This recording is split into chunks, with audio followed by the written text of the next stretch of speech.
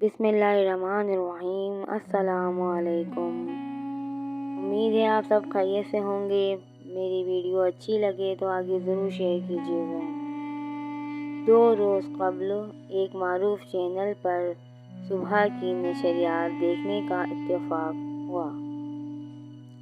صبح کی نشریات کے موضوع اکثر ایسے رکھے جاتے ہیں جو خواتین کی دلچسپی کا خاص عنوان ہوں۔ اس وقت موضوع یہ تھا کہ مائیوں کی دلہن کو کیسے تیار کرنا ہے، لباس، جیولری، سنگھار وغیرہ۔ جو بات چونکانے کا سبب بنی وہ یہ کہ ایک نوجوان میک اپ آرٹسٹ دلہن کو تیار کر رہا تھا۔ میک اپ، بال بنانے اور دوپٹہ سمیت سب کر کے دکھا رہا تھا۔ میزبان اس سے سوال جواب کر کے پروگرام میں مزید دلچسپی پیدا کر رہی تھی۔ بات کی ایک بات یہ کہ میڈیا انڈسٹری سرمایہ داری کے پاس ہے۔ سرمایہ دار کو سرمایہ سے غرض ہوتی ہے، نہ آپ کے ایمان سے، نہ معاشرے کی اقدار سے۔ سوال یہ پیدا ہوتا ہے کہ اگر سماج میں اس عمل کی کراہیت پائی جاتی تو کوئی بھی چینل اپنی ریٹنگ کم کرانے والی کسی سرگرمی کو پروموٹ نہیں کرے گا۔ میڈیا مالکان کو علم ہے کہ اس معاشرے کی مسلمان خواتین کے لیے یہ عام سی بات ہے۔ اسی لیے خواتین کے بیوٹی پارلرز میں نہ صرف خسروں بلکہ نوجوان میک اپ آرٹسٹوں کی تعداد بڑھتی جا رہی ہے۔ ہماری شریعت نے صرف نماز، روزے، خلا و طلاق، وراثت ہی کے احکامات نہیں دیے بلکہ جامع شریعت نے بتایا کہ عورتوں کے سجنے سنورنے کی بھی حدود ہیں۔ ان کو کس کے سامنے آنا اور کس کے سامنے نہیں آنا، یہ الہامی تعلیمات قرآن میں صاف صاف موجود ہیں۔ نامحرم سے جسم چھونے کو خنزیر سے جسم چھونے کے مترادف ٹھہرایا گیا ہے۔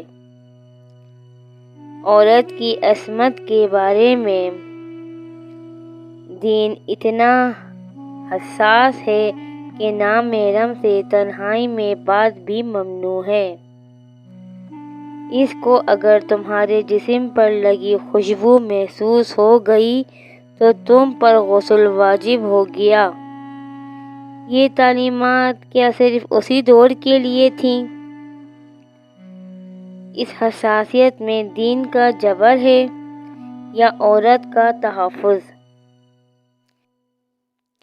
یہ مسلمان عورت خود سوچ سکتی ہے، کیونکہ جب حدود سے باہر نکلتی ہیں ان کو بہت سی مشکلات کا سامنا کرنا پڑتا ہے۔ ایک بات سوچیے کہ قرآن نبی کریم صلی اللہ علیہ وسلم کی بیویوں سے کہہ رہا ہے کہ تم نامحرموں سے لوچدار آواز میں بات نہ کرو، تم اپنی سج دھج نہ دکھاتی پھرو۔ وہ خواتین تو ہم سے لاکھ گنا زیادہ پرہیزگار اور حدود کی حفاظت کرنے والی تھیں۔ جب ان کو حکم دیا جا رہا ہے کہ خوشبو ایسی استعمال کریں جس کا رنگ تیز مگر خوشبو دھیمی ہو، جب ان کو پردے کی اوٹ سے لین دین کا کہا جا رہا ہے تو معوذ باللہ معوذ اللہ معوذ اللہ، اگر ہم یہ سمجھتے ہیں کہ ہم نفس پر ضبط کے معاملے میں زیادہ آگے ہیں، یہ احکامات تو اس وقت کے لیے تھے۔ ہم اعلیٰ تعلیم یافتہ لوگ اپنا برا بھلا خود سمجھتے ہیں۔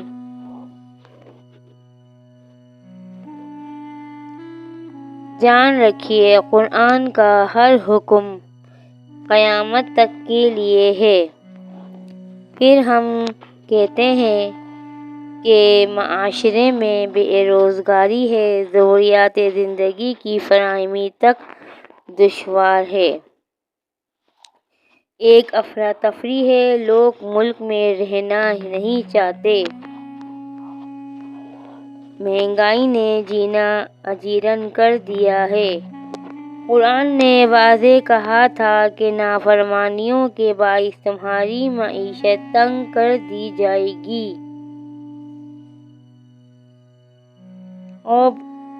اب کوئی عقل پرست کہہ سکتا ہے کہ امریکہ لندن میں کیا اللہ کے وفادار ہیں، وہ تو عیش کر رہے ہیں۔ تو جان رکھیے کہ قرآن کے مطالبات مسلمانوں سے ہیں، ان کا معاملہ اللہ خود دیکھ لے گا۔ اللہ خود دیکھنے کو کافی ہوگا۔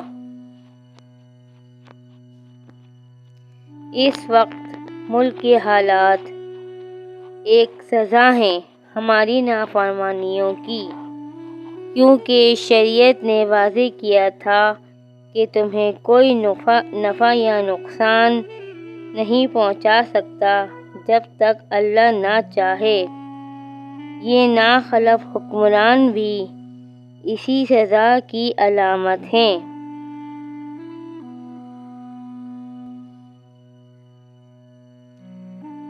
جب عورتیں سجنے سنورنے کے لیے خود کو مردوں کے حوالے کر دیں، چینل فخریہ پیش کریں، ہم ایمان کے تیسرے درجے سے بھی گئے کہ اب دل میں بھی برا نہیں سمجھا جاتا، پھر عرش سے ہمارے لیے نعمتیں اتریں گی یا عذاب۔ ان عذاب کے بیچ ہم حکمرانوں اور سیاست دانوں کو برا کہہ کر پتلی گلی سے نکل جاتے ہیں۔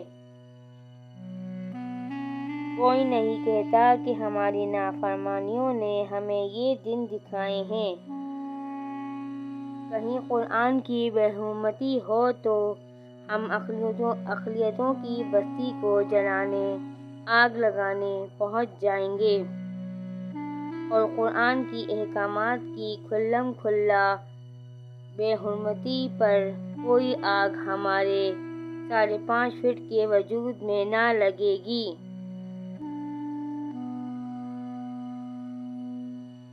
انا للہ و انا الیہ راجعون۔ اللہ تعالی ہمیں ہدایت دے، آمین۔ ویڈیو پسند آئے تو لائک کیجیے اور پوسٹ کو شیئر کیجیے۔ شکریہ۔